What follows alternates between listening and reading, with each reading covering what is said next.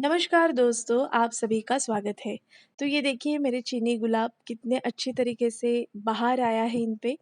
तो समर के सीज़न में नॉर्मली जब हम नर्सरीज़ में जाते हैं, तो मॉसरोज़ या फिर ऑफ़िस टाइम की कई कलर, कई वैरायटी चीनी गुलाब के कई कलर हम देखते हैं। हम उसे लेके भी आते हैं, लेकिन एक शिकायत होती है कि उस पे एक बार फूल आके गए, तो वापस से फूल आते नहीं हैं। तो ये सबकी शिकायत होती है और ये मैंने भी एक्सपीरियंस किया है और इसका रीज़न ये होता है कि नर्सरी में जो पौधे होते हैं उनको जो इनऑर्गेनिक खाद है, जो रासायनिक खाद है, उनका एक ओवरडोज़ दिया रहता है और उसके वजह से वो जो पौधा है वो ज़्यादा मात्रा में फूल को देना स्टार्ट कर देता है।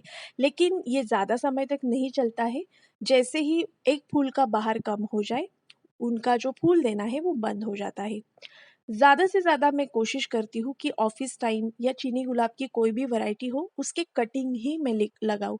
तो मेरे घर में जितने भी ऑफ़िस टाइम की वैरायटी है, वो सब मैंने कटिंग में लगाई है और मेरे कई सारे वीडियोज़ में मैंने ये आपको दिखाया भी है कि मैंने कैसे कटिंग से लगाया है, मैंने कैसे उसको ग्रो किया है और कैसे मैं उसका ख़्याल रखती हूँ। तो ये भी एक ऑफ़िस टाइम जो मैंने कटिंग से ही ग्रो की है और आप देख सकते हो कि जैसे ही सीज़न आता है, वो अच्छे से अगर हमने उसकी केयर ली है तो वो फूल देना स्टार्ट कर देते हैं।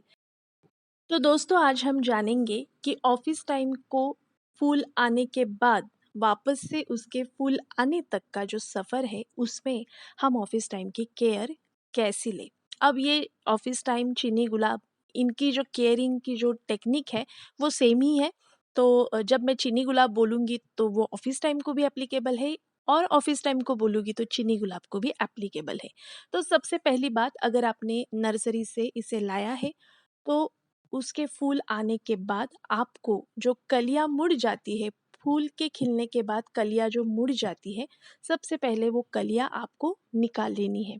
उसके बाद आपको वेट करना है, अगर फूल उनको आना है, तो वो तुरंत मतलब लगभग हफ्ते भर में फूल आना स्टार्ट हो जाते हैं और अगर फूल नहीं आ रहे हैं, तो आपको एक 15 दिन वेट करना है कि नर्सरी से लाए हुए पौधे को फूल आ रहे हैं या नहीं। अब ये देखिए, इस पौधे को आप देख रहे हो, एक छोटी-सी कली आई है और पिछले 1.5 साल से मैंने इसकी कटिंग लगाई है और मैं एकदम तरस रही थी, मैं वेट कर रही थी कि मेरे सारे कटिंग्स को फूल आना स्टार्ट हो गए, लेकिन इसको क्यों नहीं कली आ रही है और इंसिडेंटली कोइंसिडेंटली आज मैंने देखा, वीडियो करते-करते ही मैंने देखा कि इसको कलियाँ आ गई है। तो ये सब हमें पेशेंस सिखाता है। इस छोटे से कटिंग में मैंने 1.5 साल से मैंने काम किया है और इस पे जब एक कली भी आई तो मुझे बहुत ही मैं खुशी हुई और इसी प्रकार हमें हर एक कटिंग का, हर एक ऑफिस टाइम के वैरायटी का, चीनी गुलाब के वैरायटी का ध्यान देना है। तो क्या आपने इसकी कभी गुड़ाई की है? आप कोशिश भी करोगे, कितना भी डेलिकेट गुड़ाई के लिए आप यूज़ करो, पेंसिल यूज़ करो या छोटी सीज़र यूज़ करो, बट ये पॉसिबल नहीं है क्योंकि आप देख सकते हो रूट जो है इसके फैले हुए होते हैं। तो ऐसे फैले हुए रूट की गुड़ाई करना मुश्किल हो जाता है। तो हमें गुड़ाई कब करनी पड़ती है? जब हमें हमारी जो मिट्टी है पौधे की जम जाती है या खाद डालना होता है, तब हमें गुड़ाई करनी होती है। तो इस मिट्टी को आपको गुड़ाई नहीं करनी है। खाद अगर आपको इस पे डालना है, तो आपको लिक्विड बेस खाद है वो ही डालना है और मैंने लिक्विड बेस खाद में मैं 15 दिन में एक बार केले के छिलकों का पानी या फिर प्याज के छिलकों का पानी, इनका ही मैं प्रयोग करती हूँ। तो खाद डालने के वक्त आपको गुड़ाई करने की ज़रूरत नहीं है, बस लिक्विड खाद आप यूज़ करो और वो आपके गमले में डालते रहो। उसके बाद अब आने वाले सीज़न में कभी भी बारिश हो सकती है क्योंकि अभी जून जुलाई में तो बारिशी सीज़न स्टार्ट होता है, लेकिन जैसे ही मई स्टार्ट हो जाता है, मई महीने में कभी भी बारिश आनी जानी स्टार्ट हो जाती है। तो आपको ध्यान में रखना है कि बारिश का पानी पौधों के लिए अच्छा होता है, लेकिन ऑफिस टाइम जैसे डेलिकेट पौधे के लिए ये पानी अगर ज़्यादा हो जाए तो ओवर वाटरिंग से पौधा खराब हो सकता है।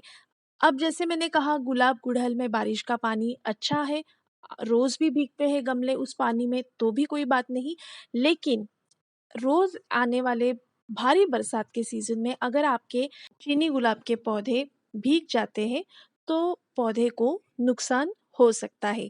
तब आपको आपके ऑफिस टाइम को चीनी गुलाब को शेड में रखना है और जैसे ही धूप आती है फिर से आपको उसे धूप देनी है।